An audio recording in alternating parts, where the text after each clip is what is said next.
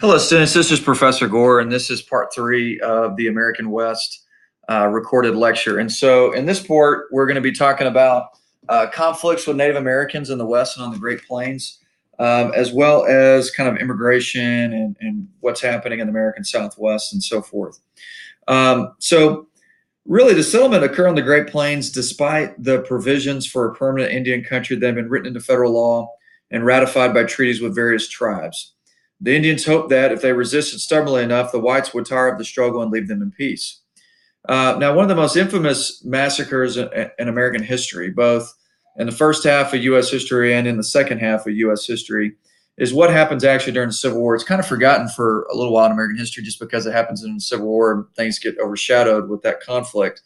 And it really is a tragedy what unfolds, but there were two groups of the Cheyenne Indians. And there was the group that was resisting, that were attacking Colorado settlers, particularly a lot of people come to Colorado for mining. And there was a large town developing in Denver. And basically, the Colorado territorial government had told the Native Americans, the Cheyenne group that was peaceful, to basically, all right, you need to go stay at this village area at Sand Creek. We'll know that you are the peaceful ones. We'll only pursue the dog soldiers, as they were called, that are attacking settlers.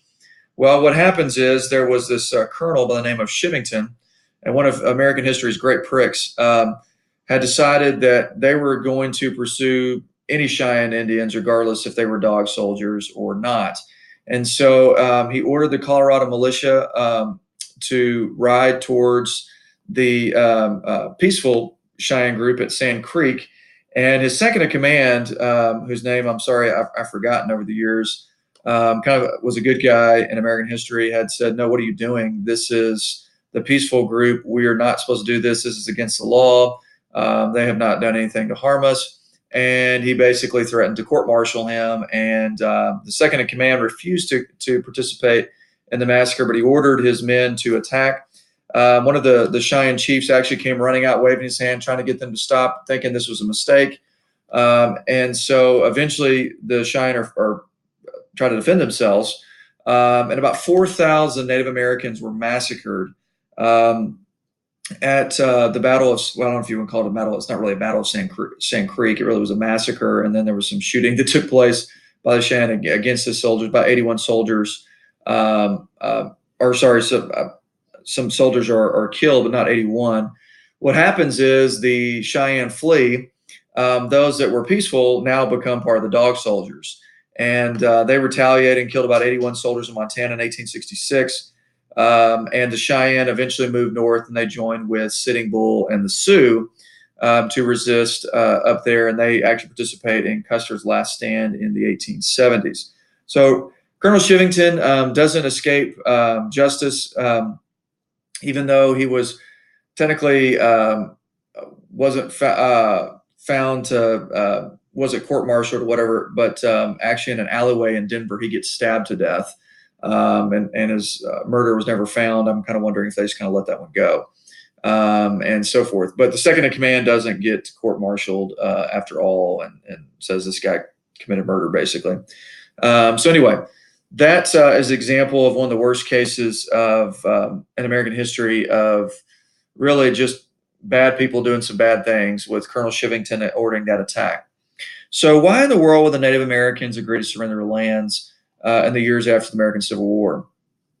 Okay, basically when they were promised to be left alone on their reservations and provided supplies. Now, initially, the Bureau of Indian Affairs did provide good amount of supplies once Congress allocated the money.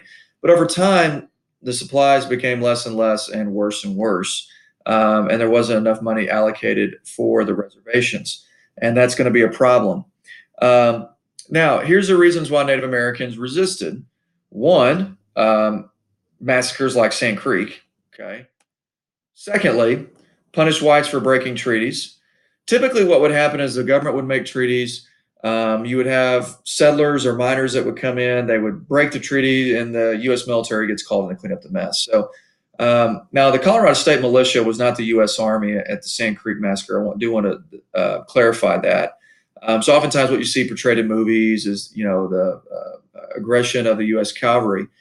There was times when that was the case, but usually they get called in to clean up the mess by other settlers or miners or farmers who have gone in, or ranchers on Native American land, particularly like when gold gets discovered in the Black Hills, or gold gets discovered on the Nez Perce lands of Idaho, or gold gets discovered in Utah or Colorado, or copper or some other kind of mineral that ends up leading to treaties being broken. To defend their lands against white invaders would be a third reason. And also, they want to preserve their way of life. Now, the reason why the ones on the Great Plains end up surrendering is once the bison are hunted to near extinction, they really can't feed themselves. So they're kind of forced to go on reservations to be fed. Now, there's a couple of different treaties that take place before the American Civil War. The Treaty of Fort Laramie in Kansas, and then Fort Atkinson, both happened in the early 1850s. They were supposed to protect Native American land and kind of set aside these massive reservations. They established boundaries for the territory of each tribe and attempted to separate the Indians into two areas. Reservations had been a fate of Native Americans in the East and the South before, but then the government implemented a policy of trying to undermine the tribal way of life. Once they agreed to move to the reservations, they would be supposedly taken care of by the Bureau of Indian Affairs. There's an old joke I heard a Native American professor say about the Bureau of Indian Affairs. Custer had told the BIA, "Don't do anything till I get back." And when he had said that, it was right before he went to Custer's last stand. Of course, he was killed, and so the joke is the Bureau of Indian Affairs hasn't done anything since. The government set aside two extensive areas, allocating the southwestern quarter of the Dakota Territory to the Lakota Sioux tribes, and assigned what is now Oklahoma to the Southern Plains Indians. Chief Joseph and the Nez Perce resisted in Idaho once gold was discovered on their reservation. After fighting off the U.S. Army and trying to make it to join the Cheyenne and Sioux in Montana, they were forced to surrender and move to Oklahoma, and so forth. Now, the BIA initially, in their early part of the 1850s, 1860s, they gave them good stuff. But as the 1870s and 1880s progressed, you started seeing some corruption and just bad stuff.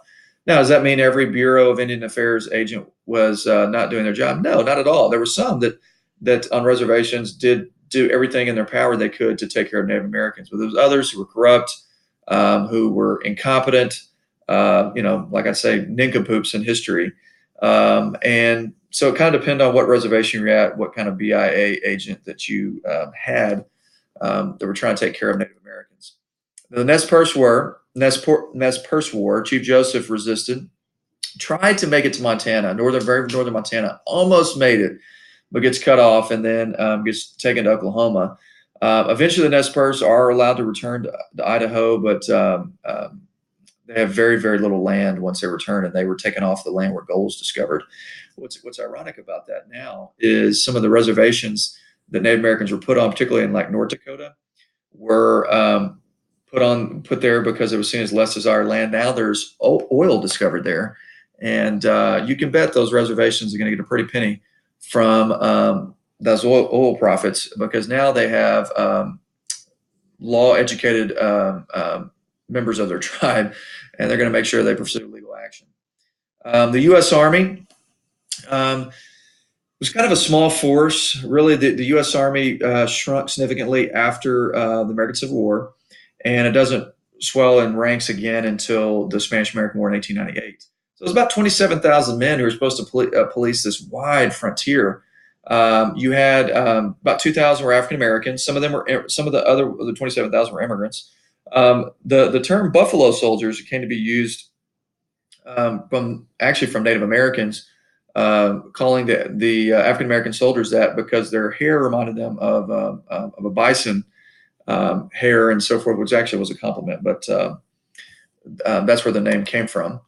Now, one of the things that happens is the U.S. Cavalry is going to hire different Native American tribes to scout, particularly if they were having conflict with the rival tribe. They would pay them to scout for them. Native Americans resisted in Kansas in 1868, and 1869 in the Red River Valley of Texas, and in 1874 as well. They also resisted sporadically in Arizona with the Apaches until Geronimo was captured in 1886 and sent to Florida. Okay. Now, I've actually been to the fort in Florida when I was a kid of where Geronimo was taken. He actually gets to go on this tour of the country as people would pay as like a celebrity to come see and so forth. Now, when the U.S. government took the Powder River hunting grounds from the Sioux in 1875, because gold was discovered in the Black Hills, despite an earlier treaty, the Sioux and the Cheyenne, led by Sitting Bull and Crazy Horse, organized at Little Bighorn River. On June 25th, 1876, George A. Custer of the 7th Cavalry, okay, who actually, by the way, was demoted after the Civil War, foolishly attacked a much larger Native American force with only about 256 men. He divided his force several times. He could have been reinforced by another unit. I've watched a documentary on this from PBS. It's really fascinating, but he doesn't, and all 256 men are annihilated. Eventually, the bands of the Sioux and the Cheyenne surrendered, with Sitting Bull's band surrendering after hiding in Canada until 1881. So Custer's last stand took place in 1876. Sitting Bull and his forces were able to resist effectively until 1881. The Sioux Reservation was further devastated when the government opened up the Black Hills for gold mining in 1877. Indians lost further land in Oklahoma after pressure from railroads to open up central Oklahoma to settlement with the Homestead Act. And this led to this famous scene in the movie Far and Away with Tom Cruise and Nicole Kidman. And this is actually where Oklahoma Sooners get their mascot name from, because they were supposed to be, gun was supposed to be fired off on one morning, and they had given this flag as like a stake to claim, and they were supposed to ride out as fast as they could to try to stake on their plot. And the Sooners were the ones who snuck out the night before and tried to cheat. So I thought it was funny that OU's mascot is based on a bunch of cheaters. All right. Now, during the 1870s, the Office of Indian Affairs developed a program to train Indian children for farm work and prepare them for citizenship. Unfortunately, that citizenship doesn't come until 1824. Some attended schools on the reservations, while others attended Carlisle Indian Boarding School in Virginia. So let me explain Carlisle Indian School, because I had a fellow classmate of mine in grad school who did a research paper on Carlisle Indian School. These people did care about Indians, but very prejudiced towards them. They thought that the best way to save Native Americans is to force them to assimilate into American culture. And so they literally had on a sign at the school, "Kill the Indian, save the man." Okay, I can't make that up. And so I'm going to show you an image here in just a second to represent that. So, for instance, these are boys at the Carlisle Indian School, and I thought I had an image of what it looked like beforehand. I had a picture of a Native American what he looked like before he went into the school, and then what he looked like afterwards. He had short hair, dressed in a suit, and so forth. But the difference between assimilation and forced assimilation is immigrants that have come in American history typically within 2 to 3 generations have assimilated into American culture. There's some exceptions to that, certainly like Germans and different Asian groups and so forth. But typically, they assimilate within 2 to 3 generations, like any other American, like the Irish or Polish or whoever.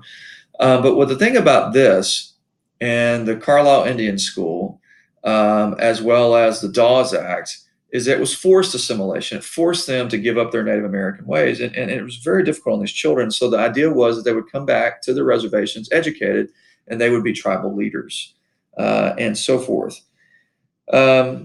Anyway, it really was one of the great tragedies in American history. Now, this right here is a picture on the left of Native American children.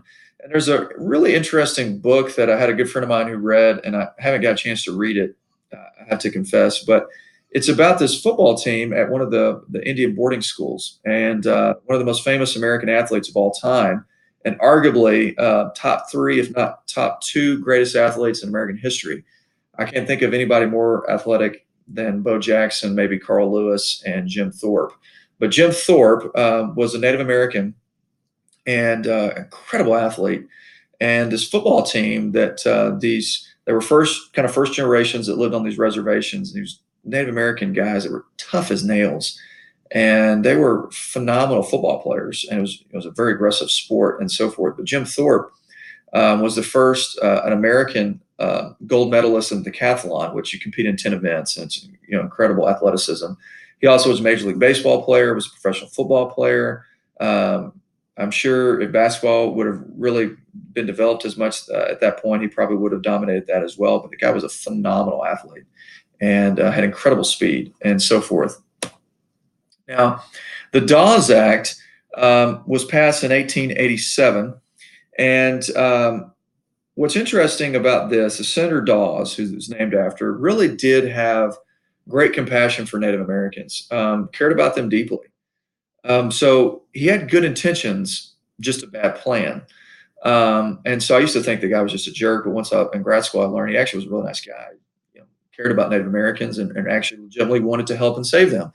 But what the idea was is that tribes and communal-owned land is bad. And so with the Dawes Act, it got rid of tribal lands. And what it did is, among the tribal people, is it divided up the communal land into individual plots, kind of like what you'd expect in like a neighborhood or a town in the rest of American society. It also was promoted forced assimilation. So the Carlisle Indian School in Pennsylvania was founded as a result of the Dawes Act. And so it was devastating Native Americans. Eventually, the Dawes Act gets reversed under FDR, and then it gets brought back, and then they reverse it again in the 1960s. Now, the federal government, in defense of it, has made a lot of efforts in the last, 30, 40 years to help out Native Americans, tribes as much as possible with scholarships and grants and federal aid and so forth.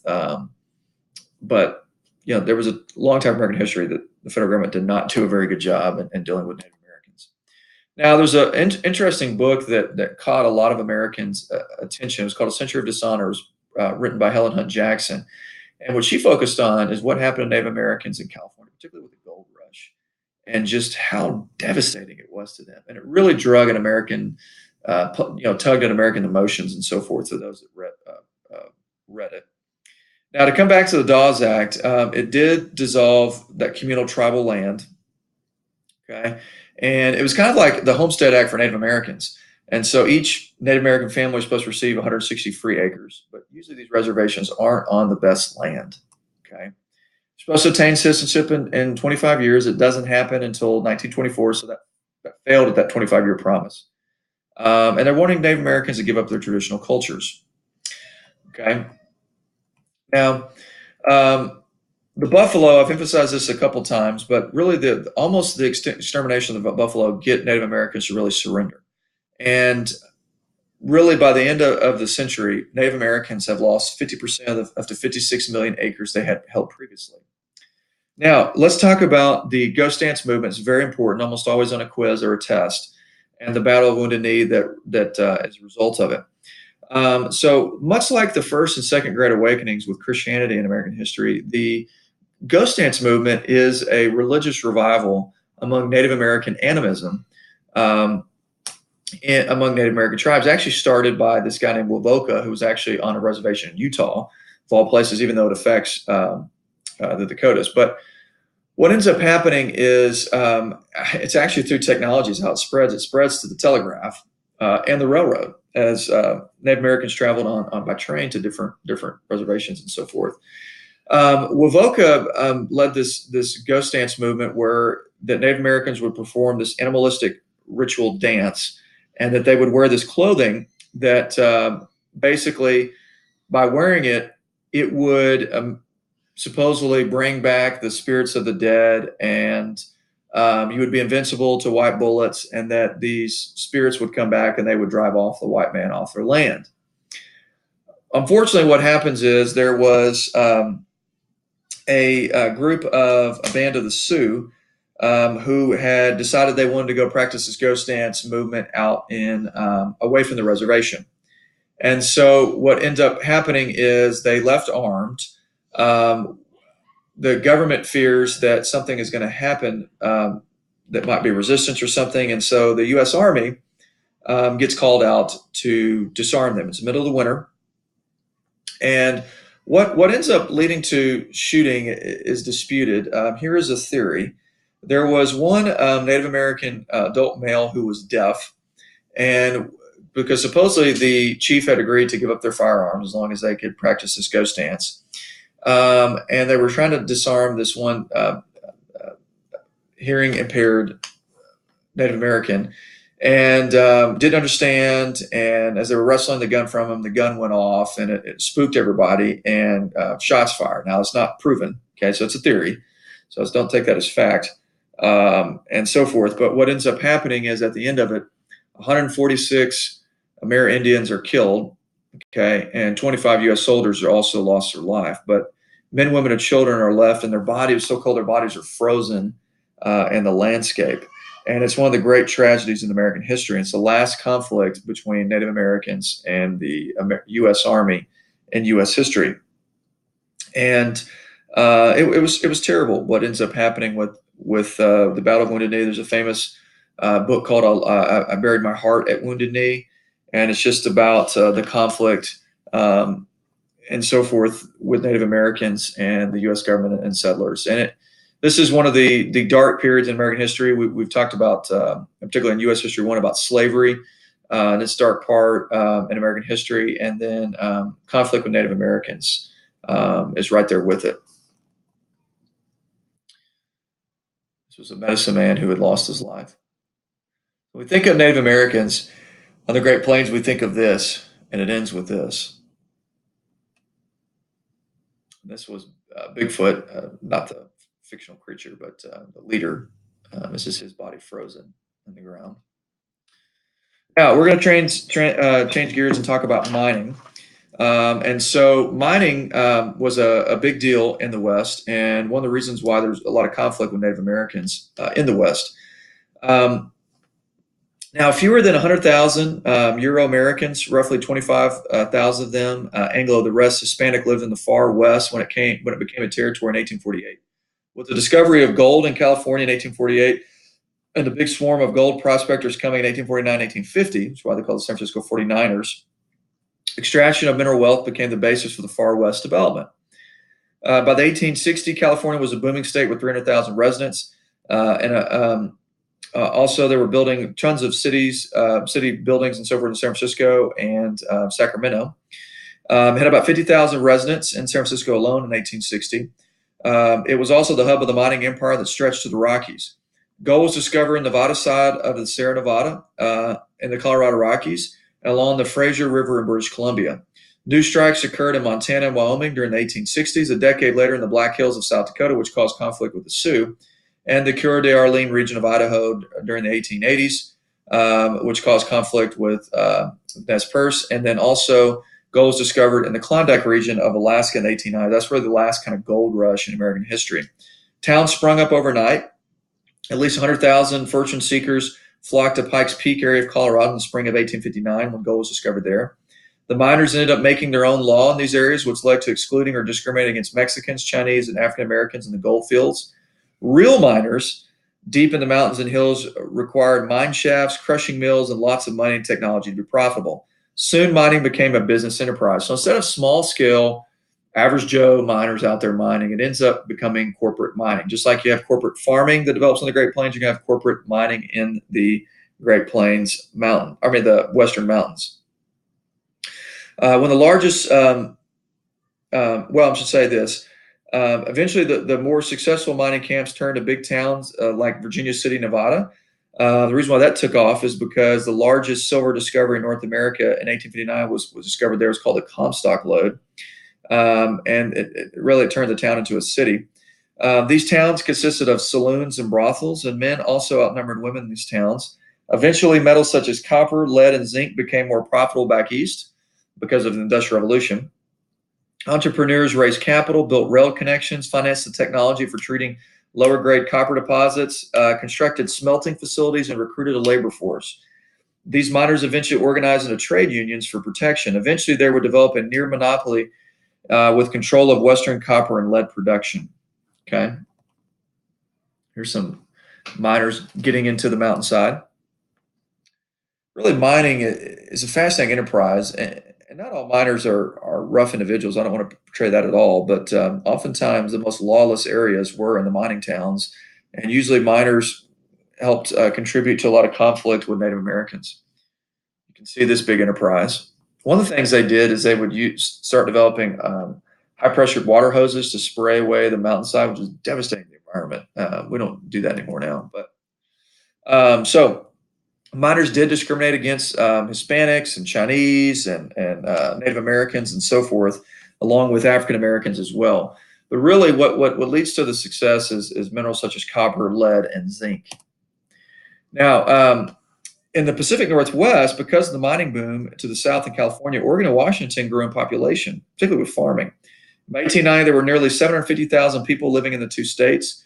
Portland and Seattle developed into important commercial centers, which they still are today, both prospering from a mixed economy of farming, ranching, logging, and fishing. And there's still a big fishing industry in the Pacific Northwest. Now,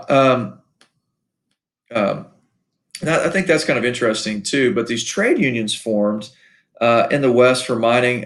So just like you have labor unions with industrial jobs, miners develop unions. In fact, some miner unions were some of the most radical, like the Wobblies was kind of a mining union that developed.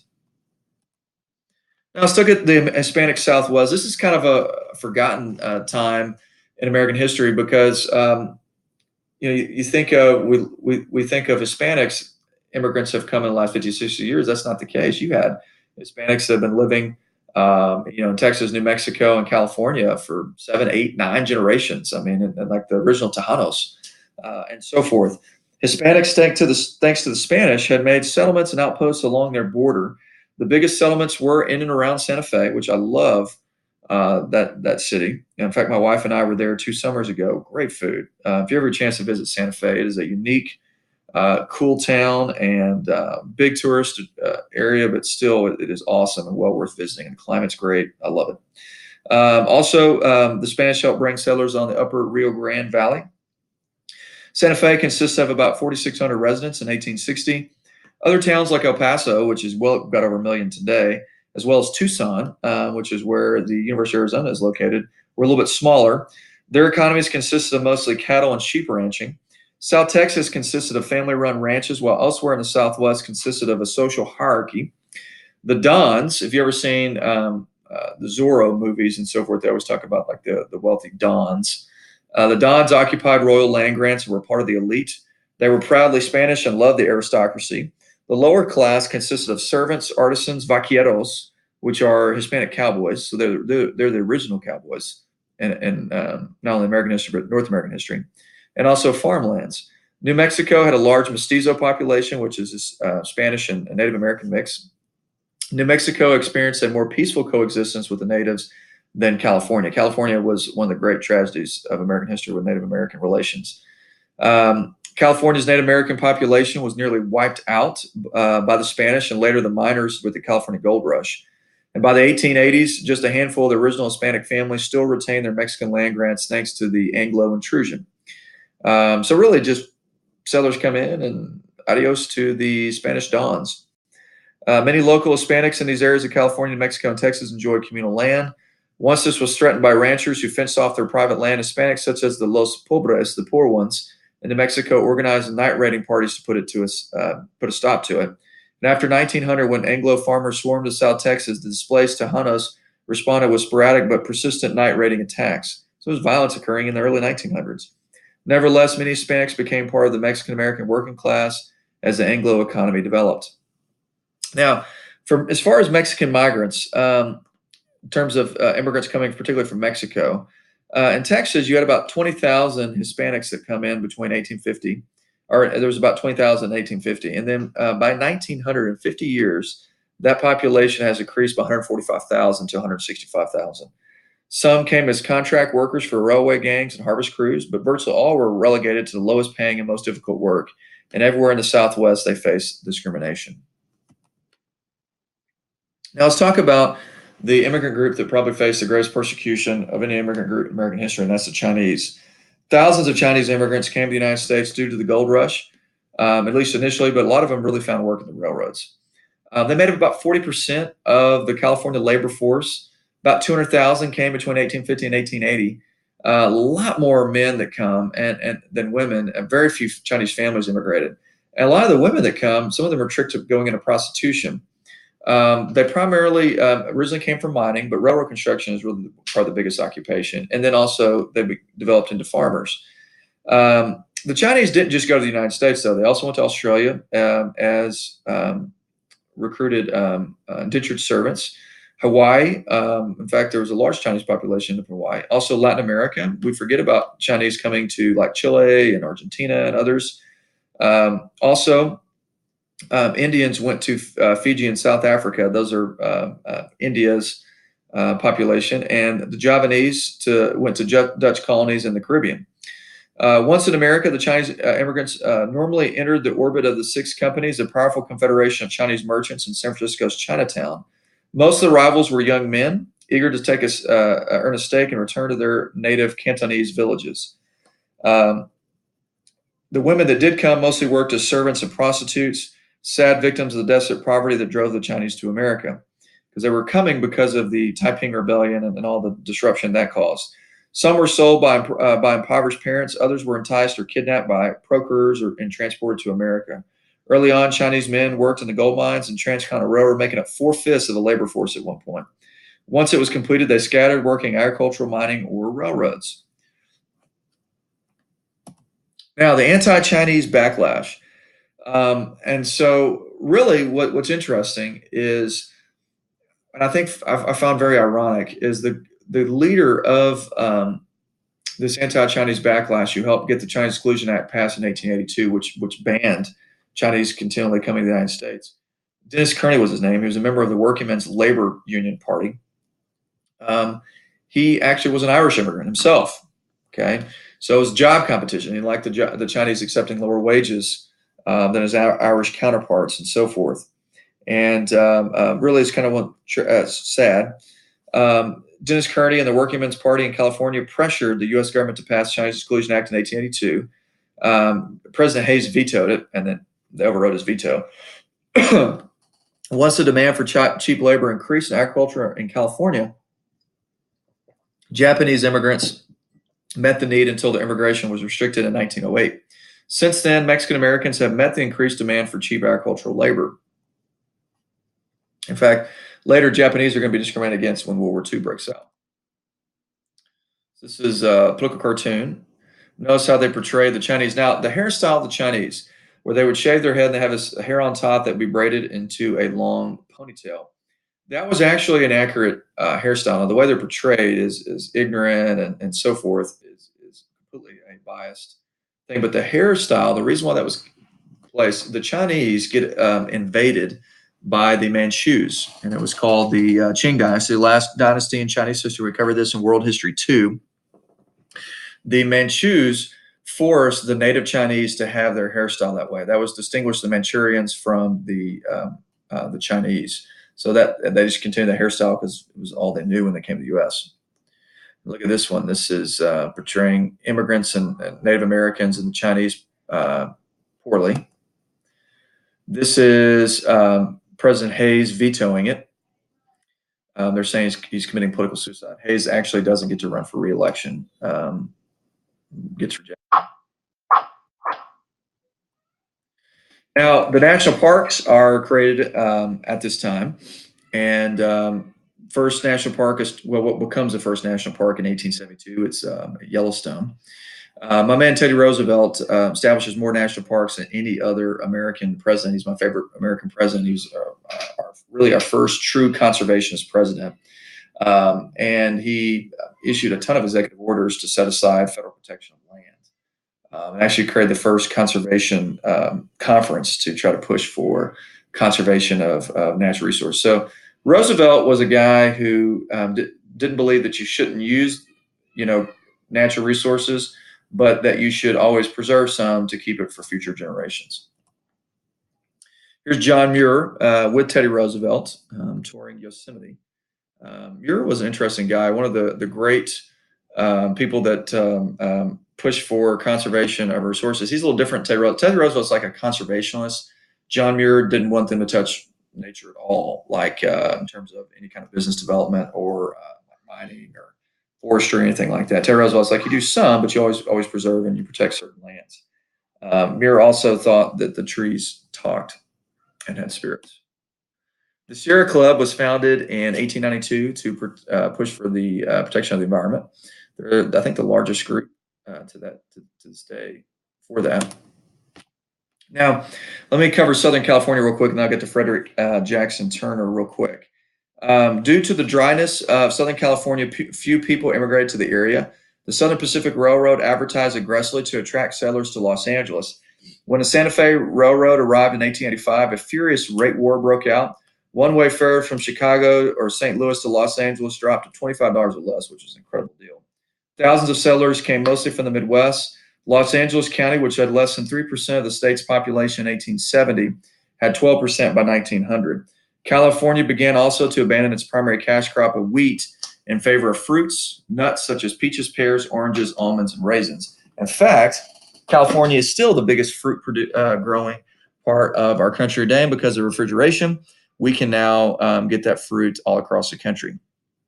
All right, last topic I want to cover in this lecture is a historian, a guy named Frederick Jackson Turner.